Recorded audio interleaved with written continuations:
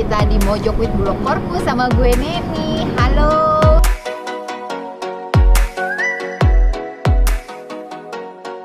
Mojok with Bulog Korku ini adalah bagian dari SKM.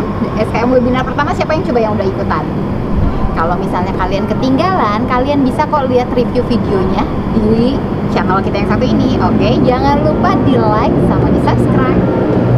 Untuk sore ini kita bakalan ngobrol sama Kennedy Febrian. Hai.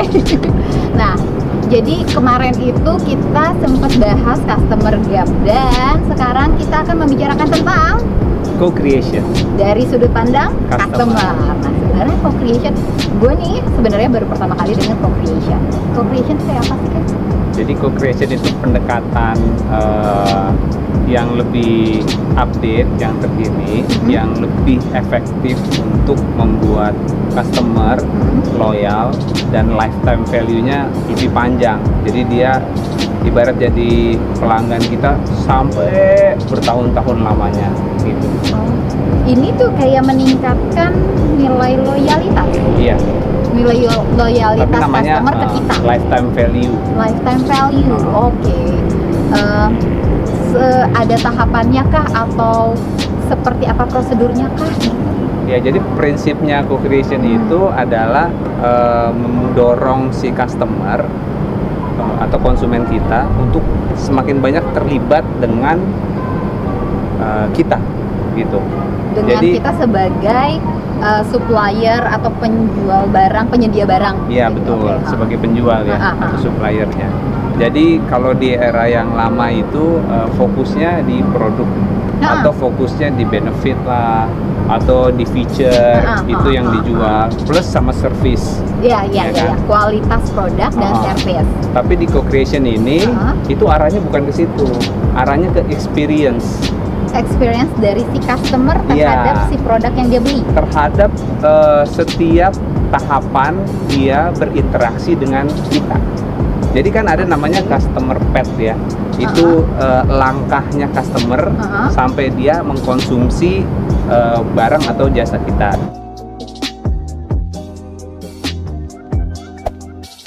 Itu mulai dari needs awareness, menyadari bahwa saya butuh.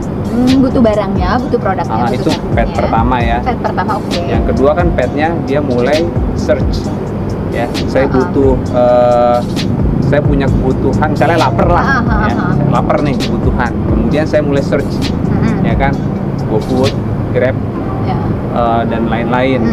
Kemudian ada tahapan analyze, search and analyze. Kita banding-bandingin antar penyedia jasa food atau antar makanan atau antar outlet atau antar apapun lah. Di situ bukan cuma search tapi udah analisa, udah compare, udah banding-bandingin. Harga mana, benefitnya promo, mana, ya promonya apa gitu. Nah, pet berikutnya itu action. Action itu ya mesen, ya bayar, ya gitu. Kemudian setelah action itu kan consume ya, action mesen, bayar, akhirnya kita konsum. Habis itu ada juga post consume, itu bisa repeat order, bisa juga advocate gitu ya. Bisa kita akhirnya merekomendasikan ke teman atau kita mengkritik, juga bisa mereview dan nah semua pet itu bagaimana bikin si customer terlibat di dalamnya. Dari setiap langkah yang tadi lu ceritain, gimana caranya supaya si customer terlibat dalam setiap tahapan. Dan kita menilai experience yang dialami, experience sama dialami sama sih. Sama sih, itu bahasa Inggris dan bahasa Indonesia. Setiap pengalaman yang di-experience oleh yang dialami. Setiap pengalaman yang dialami oleh konsumen.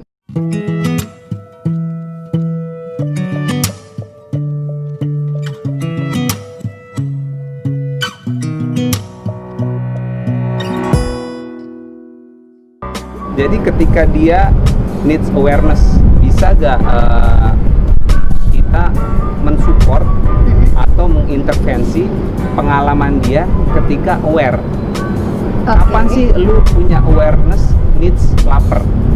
Kapan? Ya tentu jam makan siang, jam makan malam, atau jam kayak iklan breakfast. gitu ya? Misalnya iklannya berarti di jam makan siang gitu atau? Iya bisa okay. gitu. Tapi maksudnya kita mengintervensi atau mensupport pengalaman dia ketika sedang di tahapan needs awareness. Oke. Gitu. Ketika dia lagi punya desire, ketika lagi dia butuh. Atau di tahapan berikutnya kita intervensi pada saat dia sedang search and analyze. Pengalamannya gimana? Gitu.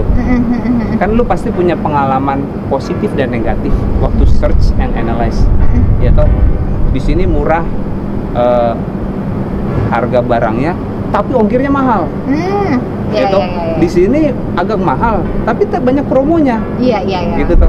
Kan itu pengalaman lu yang bikin lu kadang-kadang ya kita bergejolak, udah seneng dapet murah nih. Begitu proses berikutnya kan jadi mahal sih. Pas di total ternyata jadinya mahal. Nah itu kan bikin kita kesel. Nah experience itu yang perlu di mapping sama supplier. Experience mulai dari titik awal sampai titik akhirnya si customer. Nah itu misalnya ya, contohnya ada namanya shadowing teknik. Jadi kita membayangi customer. Oke, jadi kita ngebuntut, shadowing itu ngebuntutin ya bahasa Indonesianya. Membayangi si customer sampai dengan yang tadi kan ada 5 tahapan, berarti sampai dengan dia selesai di tahap 5. Oke. Itu co-creation. Bukan, itu cara kita memetakan seluruh aspek pengalamannya dia. Oke. Gitu. Karena nanti co-creation itu adalah kita mau kunci pengalamannya. Pengalaman di 5 tahapan itu. Di semua tahapan itu. Jadi semakin positif pengalamannya dan semakin dia aktif meningkatkan mutu pengalamannya ketika berrelasi sama kita, itu makin bagus. Gitu. Jadi kuncinya memang di pengalaman. Petakan dulu pengalamannya. Misalnya shadowing. Ini eksperimen aja sih ya. Kalau shadowing itu misalnya lu sebagai punya usaha travel ya toh. Ya ceritanya lu suruh aja temen lu untuk maksudnya lu ngebayangin temen, coba dong lu travel dari mulai awal merencanakan sampai akhir udah selesai, terus lu ikutin gitu temen lu gitu. Ayo coba lu pas lagi nyari gimana, pas browsingnya gimana, pas proses membandingkannya gimana, pas proses bayarnya gimana, kemudian pas ke bandara, pas terbang, ikutin aja. Terus pas lagi travelnya sampai akhirnya pulang, kemudian mereview atau mengadvocate, ikutin aja terus gitu. Nanti lu dapet tuh gambaran semua pengalaman customer lu gitu. Nah nanti semua pengalaman itu jadi target untuk lu intervensi. Bentar, ini tuh berarti kalau untuk pertama kali dilakukan, misalnya nih gue belum pernah sama sekali nih, tiba-tiba nih kayak kita di Bulog nih, berarti gue kayak main role play dulu nggak sih? Iya, seperti role kayak play. Berlaku seperti customer kita, bukan kitanya sih tapi mungkin orang lain biar lebih objektif kali ya hasilnya. Jadi kita memang hanya membuntuti real person, real customer gitu. Kayak taking notes dari setiap stepnya ya. Taking notes dari setiap pengalaman dari ya. Setiap pengalamannya si customer.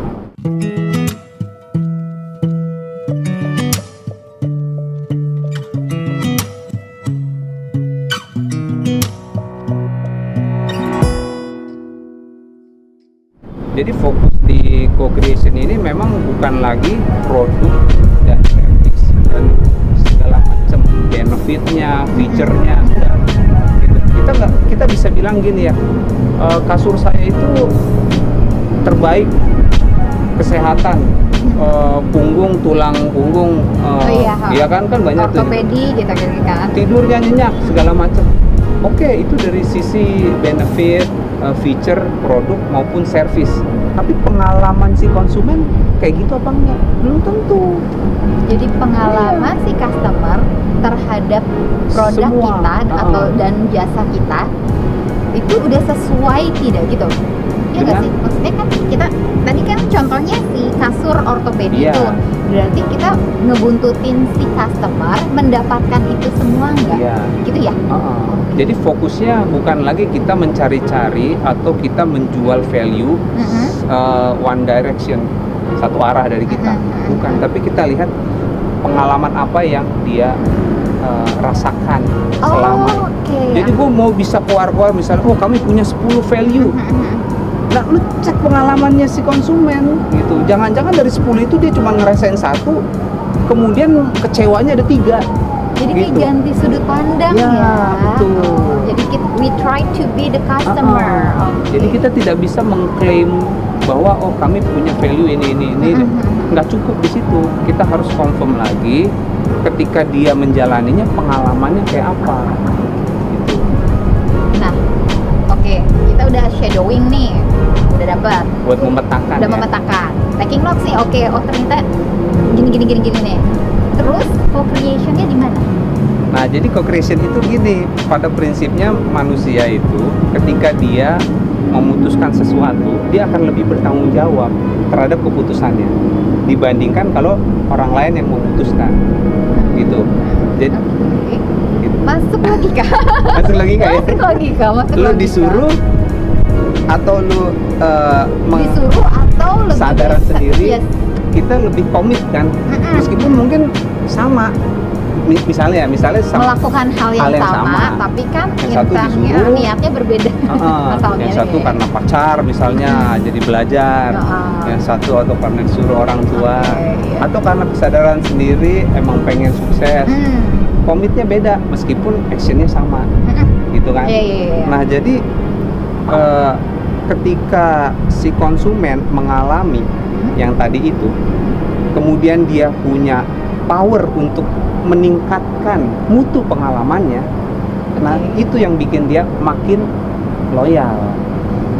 Dan dia itu punya tujuan dari si co-creation. Ya, dia meng-create pengalaman yang bermakna, dia meng-create added value dari pengalamannya dia sendiri. Jadi dia sendiri yang create.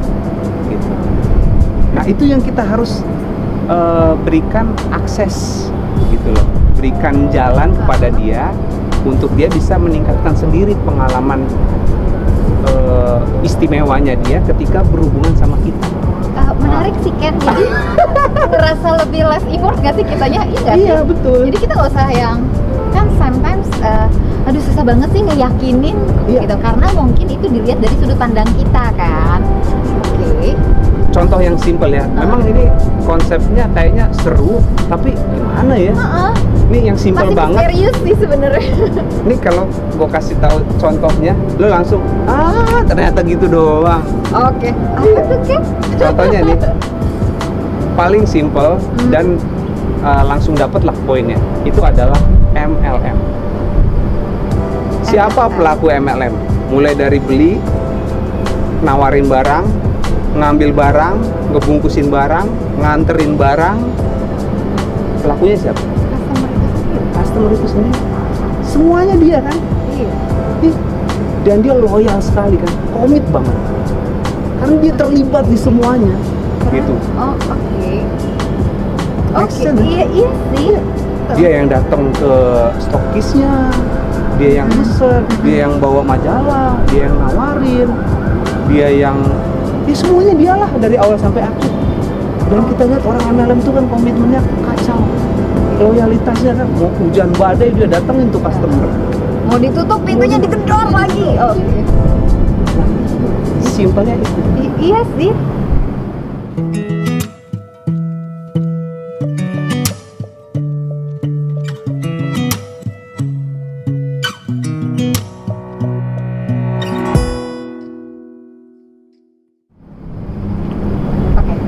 MLM menarik sih kan, tapi bentar, MLM itu kan dia tetap jual lagi kan, maksudnya ada end customer-nya lagi gitu, maksudnya selain dia pakai, biasanya si MLM dia pakai produk yang sama, maksudnya dia pakai produk yang dia jual, tapi dia jual lagi. Ya, betul.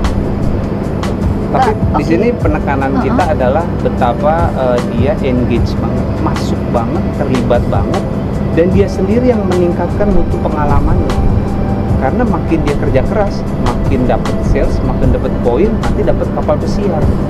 Kan dia sendiri yang meningkatkan effortnya, bukan orang lain, nggak disuruh kan. MLM yang terakhir itu dia sampai bikin presentasi rutin nyewa ruangan di perkantoran atau hotel, terus orang-orang dia kumpulin pakai uangnya sendiri untuk mempresentasikan produknya. Dan itu dia banyak yang narik-narikin orang-orang baru untuk sebagai audiens free.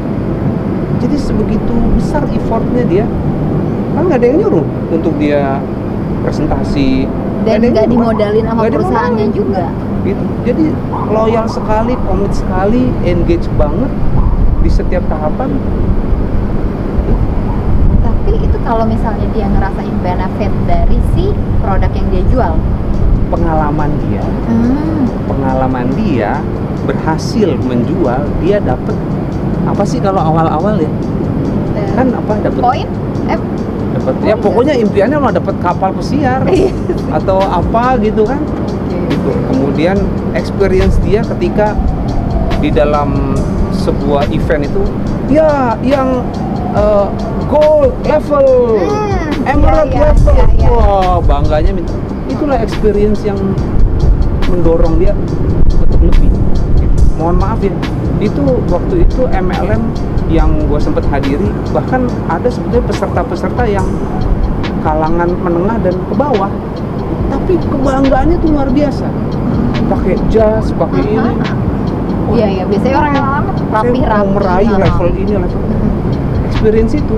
Mungkin di rumahnya dipukulin bininya kali. Tapi di tempat itu dia adalah somebody special. Bintang dia. Oke. Menarik, masuk akal ya. Masuk akal. Hanya kalau kita relate-in sama produk kita nih, sama kita kan beras, minyak bisa di MLM-in. MLM itu contoh. Oke. Contoh orang yang bisa engage yang banget. Oke. Bukan kita MLM-nya. Gitu. Jadi di dalam co-creation itu beberapa prinsip yang kita mau dorong adalah supaya konsumen itu terlibat, supaya konsumen itu active player, supaya konsumen itu ngasih masukan, supaya konsumen itu ikut melakukan proses yang sebetulnya kita lakukan. Misalnya QC, jadi dia yang QC, promote, jadi dia yang promote, ya kan? Nah itu, jadi makin dia terlibat, itulah goalnya. Self service itu goalnya. Nah itu bikin dia terlibat. Self select, dia yang milih sendiri. Ya seperti ATM kan, kalau dulu kita harus ke kasir dilayani, ATM itu kan enggak, kita sendiri yang milih, kita sendiri yang ini, yaitu 24 hour. Gitu. Dulu cuma narik uang, sekarang nyetor uang. Iya betul. Ya kan? Dia terlibat sendiri semuanya. Jadi yang kita pikirkan apa opportunity supaya si konsumen bisa melakukan tugas-tugas ini. Dia yang QC, dia yang desain, dia yang ngasih tahu harus begini, dia yang itu. Wow, ini kayak beda banget konsepnya sama yang kalau misalnya kita tuh harus kayak produk apa keuntungannya, kelebihannya gitu kan, jasa apa gitu. Ini beda ya? Beda. Sebetulnya bukannya beda, tapi kayak mensupport ya. Nanti toh dari pengalaman ini itu yang meredefine value yang kita jual. Gitu. Jadi jangan paksakan kita tetap jualan door to door seperti dulu. Pada saat sekarang ini value orang sudah online atau gadget gitu. Ini jadi kayak permainan rantai nggak sih? Rantai kayak actually maybe misalnya kalau dari contoh yang MLM itu bisa jadi adalah gue mungkin jual ke lu, tapi lu bisa lagi untuk menjual atau bisa bawa link-link yang lain untuk beli barang yang gue sediain, gitu ya kali ya. Tapi gimana caranya lu mau melakukan itu ya, untuk gue? Gimana caranya? Jadi pengalaman itu sendiri yang menjadi target untuk kita support pengalamannya sendiri, itu bisa kita klasifikasikan dalam 3. Pengalaman kognitif, pengalaman emosi, dan pengalaman behaviornya, actionnya, gitu, ya kan? Karena di dalam tadi customer pet itu ada yang proses-proses kognitifnya, ada proses-proses mood, affect, perasaan, dan ada proses yang actionnya, gitu.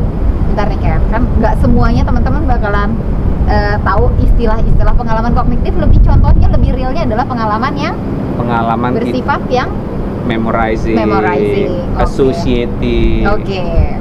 proportioning. Okay. Makin bingung ya. Mungkin bahasa sederhananya adalah jadi kalau kognitif itu kan mikir, merenung, gitu. Beda ya sama feeling kan, feeling mood gitu, fantasy, fun, feeling gitu ya. Kalau mikir itu bisa kita bagi lagi dalam 3 tipe. Yang pertama memorizing, ya, ingat message yang disampaikan oleh si seller, gitu, top of mind. Ya kan? Itu bahasa gampang diingat, gitu. Internalizing itu mengasosiasikan message itu dengan diri kita.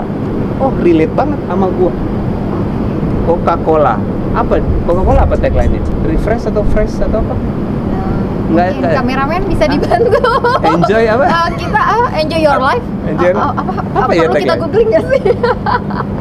Kalau Nike just do it. Orang jadi relate gitu dengan dirinya. Nah, itu internalizing. Itu juga masih cognition. Gitu. Yang ketiga itu proportioning, itu menyatu. Itu udah reflection. Gitu. Value-nya sama hidup gua, mendukung. Body shop, wah ini value hidup gua nih, yaitu green, gitu misalnya. Betul. Itu juga masih kognisi, masih hasil perenungan, gitu. Nah, itu pengalaman itu kita intervensi, pengalaman kognisinya. Nanti pengalaman afeksi atau perasaan. Biasa misalnya pengalaman kalau berhubungan sama fun, sama Disney. Fun? Menghibur. Fantasy. Ya kan? Gitu. Jadi kan kita kalau lihat orang ke Disneyland atau ke entertainment park begitu, kan dia experience banget, gitu. Affection banget, perasaan yang bukan dia bawa pulang, bukan pikiran. Bukan barang, mungkin lebih tepatnya adalah rasa ya. Padahal rasa kan bertahannya cuma berapa lama sebenarnya. Iya. Bisa lama juga. Rasa yang tak pernah pudar ya, gitu kan? Tergantung judulnya. CLBK. Nah, yang terakhir itu behavior, pengalaman dia action, gitu. Pengalaman saya menggunakan. Apakah mudah atau sulit, enak gak, enjoy pakai barbel yang bentuknya bola sama yang piringan, gitu. Lalu pakai apa misalnya? Aku pakai dumbbell ya kan, atau botol aqua, gitu. Kan itu experience ketika kita mengeksekusi dengan fisik, gitu. Nah, jadi kita pilah-pilah ini membuat kita jadi ada gambaran intervensinya kayak apa, bagian mananya. Intervensi kognisi pada saat needs tahap awal, atau pada saat search and analyze, atau pada saat action. Kadang kan di action itu bisa kena di cognition sama affect. Susah banget ini mau belanja. Gue pernah mau belanja, dia cuman satu metode pembayaran. Harus ngutang. Bener-bener deh, keterlaluan. Iya, soalnya ada yang gini. Kemarin itu ada yang gue tawarin misal gini, tolong dong cariin AC gitu. Karena kemarin kan 99. Nah, gue cari, gue kasih link. Ternyata nggak jadi beliin sama temen gue gara-gara apa? Gara-gara dia nggak ngerti pembayarannya pakai PayPal. PayPal. Padahal dia punya kredit card limitnya gede. Kan itu di proses itu ada kognisi, pengalaman. Mungkin PayPal-nya akan bilang dengan value-nya kita bagus praktis tapi pengalaman orang beda gitu loh, ya kan? Apa sih kesulitan pengalamannya dia yang harus digali gitu. Nah jadi yang kejadian gue kemarin juga udah pengen beli, udah dapet tempatnya bagus, produknya bagus, pas belanja, pas mau bayar itu nggak bisa pakai OVO, nggak bisa pakai yang online, nggak bisa pakai transfer, cuman bisa ngutang di app-nya salah satu bank. Jadi gue harus nginstal itu app bank dan gue harus ngutang supaya bisa belanja. Dan setelah gue belanja nggak pernah gue pakai lagi app-nya. Gitu. Jadi kayak useless banget deh ya. Iya, maksudnya ribet banget, harus ngutang. Berarti kita kalau co-creation nggak harus semua tahapan ya? Iya. Pilih salah satunya aja. Iya. Kita waktu mapping itu kan bisa prioritas. Kalau semua mungkin habis resources kita buat mengintervensi semua. Gitu. Ada reference nggak sih dari yang 5 tahapan ini? Tahapan mana yang paling, maksudnya tahapan paling penting atau prioritas? Rasanya sih tidak ada ya, karena beda produk, beda industri, kemungkinan beda. Kemudian karena ini psychologist ya, orang itu bisa dia penekanan di needs-nya, bisa penekanan di action-nya, bisa penekanan di mana, gitu, bisa beda-beda. Apa ini tergantung sama tipe-tipe produknya gitu nggak sih? Bisa juga. Misal kalau untuk yang household mungkin agak beda, untuk kebutuhan kitchen mungkin dia beda lagi gitu nggak? Bisa jadi ya. Oh. Jadi insight gue waktu kemarin harus ngutang belanja itu kemungkinan karena dia mempersyaratkan usia minimal untuk belanja hal tersebut. Sebentar. Jangan ditelusuri. Mau beli apa kan? Ya harus ada usia. Barangkali ya, nggak tahu juga.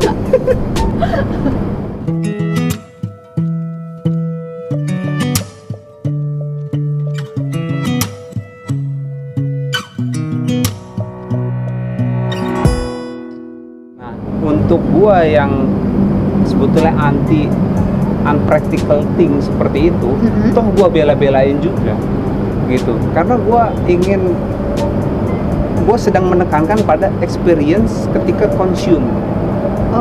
Gitu, experience consume-nya buat gua itu high value, jadi gua bela-belain lah negative experience waktu payment-nya. Gitu. Nah ini yang mungkin yang tadi kita bahas bahwa tiap orang bisa beda-beda penekanannya di mana, gitu.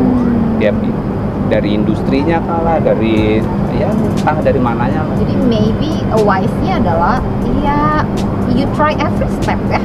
Iya nggak perlu harus semuanya lu udah shadow nih taking notes, tapi nggak perlu harus semuanya, tapi lu sendiri yang memutuskan di step mana yang lu akan turut campur di dalamnya.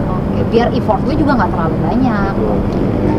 Nah sekarang kan kita kalau prinsipnya adalah memberikan kesempatan pada konsumen kita supaya dia banyak aktif, banyak terlibat, banyak engage, tentu ada persyaratannya gitu. Bagaimana sih si konsumen bisa terlibat, bisa ikutan meng-QC kita, bisa ikutan mendesain barang kita, bisa ikutan apa kita, ada gak aksesnya, kita buka gak aksesnya, si konsumen punya knowledge gak, punya skill gak, punya informasi gak tentang diri kita supaya dia bisa terlibat. Nah kalau kita tertutup, gak ngasih info, nggak ngasih skill, nggak ngasih apa gitu, ya dia nggak akan bisa akses, dia bisa ngomong sama kita. Jadi paling nggak minimal ketika kita menjual barang atau menyediakan servis ada kayak hubungan komunikasi dua arah lah ya. Iya betul. Jadi dia bisa kasih balik feedback ke kita, apa sih yang harus kita develop gitu. Iya. Jadi berikanlah kepada konsumen informasi, data, berikanlah kesempatan kepada dia. Kalau perlu kita berikan skill, kan MLM juga begitu. Ada yang dia kasih skill supaya nanti dia gerak sendiri, gitu toh. Berarti kayak kita menyediakan informasi yang dibutuhin customer dengan free access atau gampang banget dia lihat, dia ambil gitu ya. Ya tentu kita wise lah kan untuk tahu mana yang rahasia, mana yang enggak. Tapi kita harus berdayakan supaya dia mampu engage, supaya dia mampu terlibat gitu. Jadi kesimpulannya kan co-creation dari sisi customer itu lebih ke mungkin pertama kita menyediakan komunikasi dua arah. Yes. Ya, itu ya. Komunikasi dua arah sambil kita taking notes every step customer waktu melakukan proses pembelian sampai dia mengkonsumsi barang tersebut atau dia menerima jasanya. Terus kita bisa turut campur atau ambil beberapa langkah di step-step tersebut gitu. Gak perlu semuanya, hanya beberapa aja gitu. Yeah. Or ada ini nggak sih kan misalnya kalau kita menyediakan kayak call center, is it helpful or not, or it's better mungkin kayak nyediain platform website or email gitu? Bisa apa aja sih? Bisa apa aja. Nanti itu memang kita menyesuaikan dengan tren ya saat ini. Jadi dari segi teknologi trennya gimana, dari segi industri kalau sekarang udah trennya DIY ya, do it yourself, ya kita bisa ikutan. Ya kita ikutin trennya. Tapi berarti kita harus ngefilter semua itu juga nggak sih, kan nggak semuanya customer ngerti ya. Maksudnya sometimes kan kita nerima komplain nih, tapi memang beberapa customer nggak begitu mengerti tentang featuresnya kita, produknya kita. Mungkin itu kali ya yang lu sempat bilang, lu taruh informasi sejelas mungkin, gitu kah? Kalau soal customer ada yang ngerti ada yang enggak, itu memang nanti kembalinya ke STP, segmentasi, targeting, positioning. Kita nggak bisa memuaskan seluruh rakyat Indonesia. Pasti kita segmen yang menjanjikan, yang kita dahulukan lah jadi target. Nah, kalau di bagan yang nanti akan dimunculkan, itu paling atas ada yang namanya customer learning, gitu. Jadi jangan kita salah bahwa setiap pengalaman customer ketika berelasi sama kita itu membuat dia belajar. Itu akan tersimpan terus. Itulah learningnya dia. Bahwa ketika pengalaman itu enak, baik, positif, dia belajar untuk mengulangi lagi. Gitu. Nah, kita harus juga tahu apa sih pembelajaran si customer. Gitu. Apa sih yang dia simpan di benaknya. Learning dia terhadap kognisi, terhadap afek. Gue sih jelas kalau misalnya fun, ya dulu sih fun, sekarang capek. Usia. Tiap orang beda. Kalau itu faktor usia. Gitu. Nah itu kan learning tersimpan di sini. Nah semua customer gitu perlu diketahui juga sama si penyedia jasa atau penyedia barang, seller, supplier seller. gitu. Karena nanti di sudut paling bawah di bagian itu ada customer learning, ada organizational learning. Gitu. Ini nanti ya. Nanti after this kita bakalan ada sesi lanjutan. Yang penasaran, kita nanti lanjutin lagi ke bagian organizational ya, dari sisi organisasi berarti. Iya, supplier. Dari supplier. Nah, ini kan baru customer nih, di hold dulu. Customer, oke? Iya. Wah, teman-teman makin lama nih kayaknya sebenarnya makin jelas, ada yang makin jelas dan makin bertanya-tanya, dan kita gimana sih ngerelatinnya sama diri kita sebagai perusahaan atau penyedia jasa atau barang tersebut. Nah, hold dulu, ditahan dulu, segala pertanyaannya di-keep dulu, boleh taruh komen di bawah, di kolom komentar.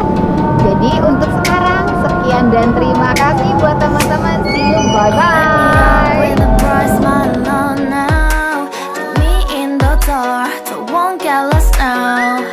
To the moonlight, I